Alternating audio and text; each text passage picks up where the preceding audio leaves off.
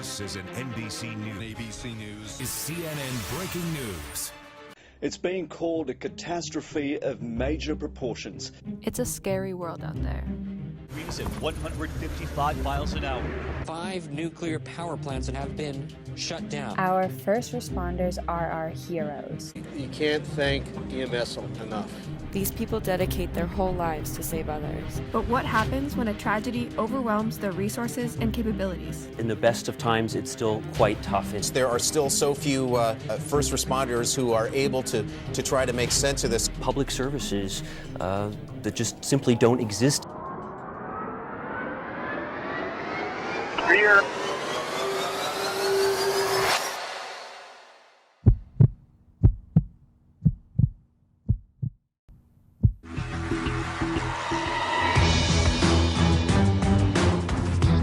First into the tank is Olivia Kenzelack, Olivia McCarter, Marika Toussiant, and Shani Joe. Olivia Kenzelack is a dedicated and passionate student who is a 3-sport varsity athlete, captain of the girls' soccer team, has leadership positions in 5 school organizations, and is a part of 4 honor societies. She is in the top 7% of her class, has taken 5 APs, and received the 2018 Aspirations in Computing Award. Olivia McCarter is in the top 6% of her class and has excelled in 5 AP classes, including computer science, calculus, and physics C, while engaging in 3 honor societies and a leadership position in the Science Honor Society. Olivia is a 4-year varsity athlete on the ski team and has been dancing for 16 years. She was selected for the Women in Technology program at BAE Systems and plans to pursue a career in biomedical engineering. Marika is in the top 4% of her class and demonstrates strong academic prowess in a total of 6 AP classes. She is nationally ranked in the 98th percentile on the ACT, holds leadership positions in 2 clubs as well as 4 honor societies, including one in which she founded the school's chapter. She is also the captain of her rowing team, where she is a 3-seasoned varsity rower. Shani is currently ranked 3rd in her class and earned a spot as a National Merit semifinalist, in addition to being an active member in a variety of clubs, including Model UN, JAGSAT, and 4 honor societies. She is among the top 3 players in the state on both flute and oboe and is a section leader in WHS ensembles. Shani plans to pursue a pre-medical track in college with a goal of becoming a pediatric physician.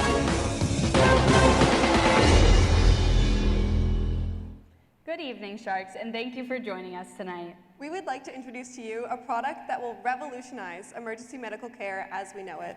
We call it the EVA bracelet, which stands for Emergency Vital Assistant. It is designed to aid paramedics and emergency medical services in mass casualty triage. We are seeking $500 to fund our product development.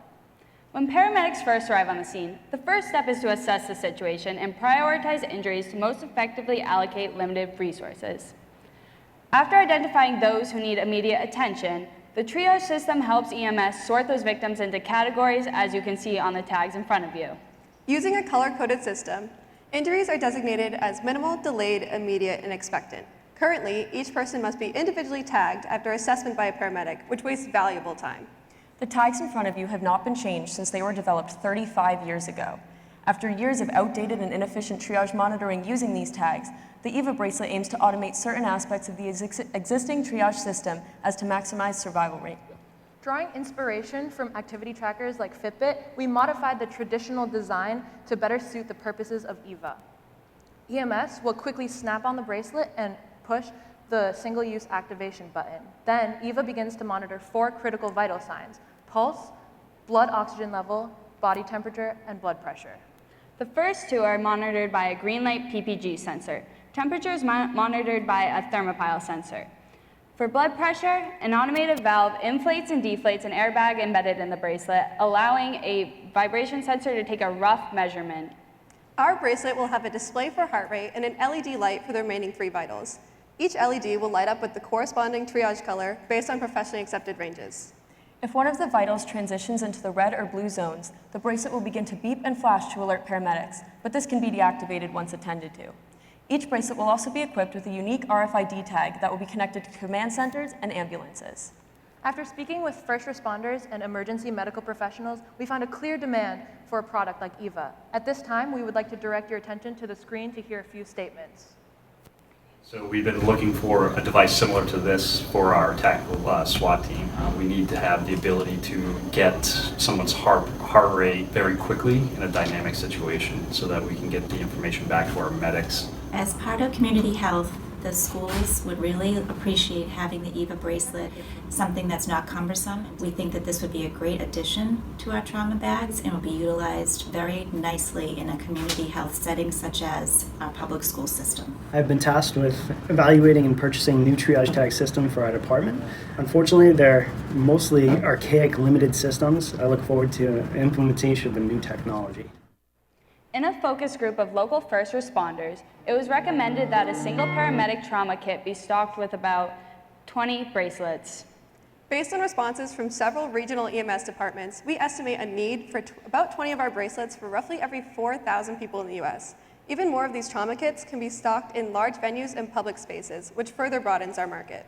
In today's world, the need for the EVA bracelet is undeniable. Triage has always been a core part of emergency care, but an upgrade to the current antiquated system is long overdue. With EVA, we want to help save the world, but we can't do it alone. We invite you, Sharks, to join us in that mission. Thank you.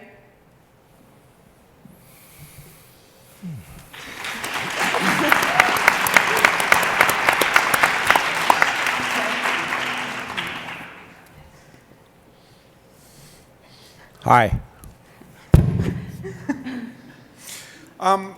Do you have an estimate of what this device would cost in the quantities you're anticipating? Yeah, so our initial model is estimated to cost around $60, our initial MVP.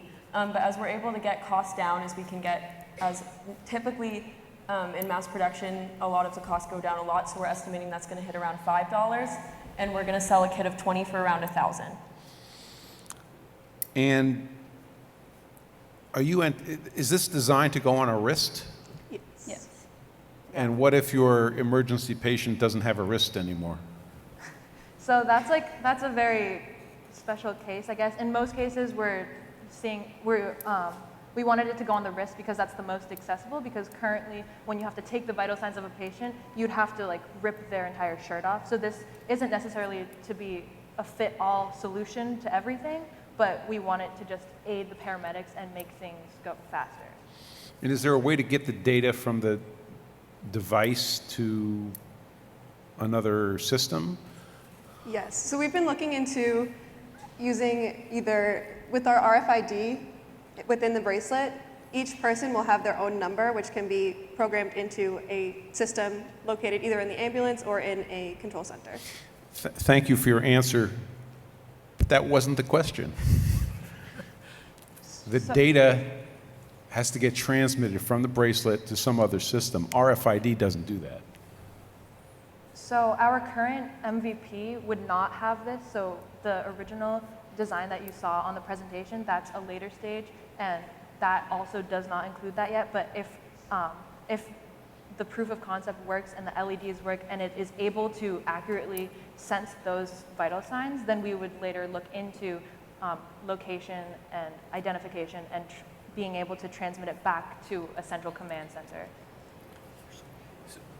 Question, should I assume that these are multi-use bands, meaning they can be used multiple times across multiple people? No. For sanitary reasons, we are making them disposable. So at a current cost of $60, it's a throwaway? No. The $60 is only for the initial prototype, and so we would want to make multiple prototypes and iterations. Right, but by the time you build it, package it, do all that, what do you guesstimate the cost will be? We're assuming that once we're able to drive costs down, it's going to be around $5 a bracelet. $5, and it's one-time use? Yes, single use. And related question, what do you believe is the shelf life of the product? Meaning from the time it's manufactured until it's used and then becomes unusable? So in the ambulance, the trauma kits that the ambulances carry, each trauma kit has to be replaced every 2 years. So our bracelet would be included in that and be replaced every 2 years. So you believe it has a shelf life of 2 years? Yes. That's the goal? At least. I'm just trying to understand for a moment the practical use. Did I understand right that this is for like a catastrophic event where you're dealing with multiple people? So this would not be used in a car accident where there might be 2 people, but Right, so in a car accident with 2 people and an ambulance shows up with 2 paramedics, of course, you wouldn't need to use the bracelet because the paramedic's individual assessment is always going to be more accurate than the bracelet itself. But sometimes car accidents, say like with the snow that might be coming tonight, if there are pileups, then you can have tens of people who might all be involved in this accident. And then you might not have the resources and people to care for all of those people. so as I try to put this together in my mind, right, how this works, there's a catastrophic event, whatever it is, and you've got the ambulance shows up, and now you've got the paramedics going around and they're slapping these bracelets on as many people as they can, as fast as they can, with the idea that someone's sitting inside a central ambulance kind of monitoring all of these, saying, oh boy, here's a couple that we've got to start paying attention to because they've gone south. Is that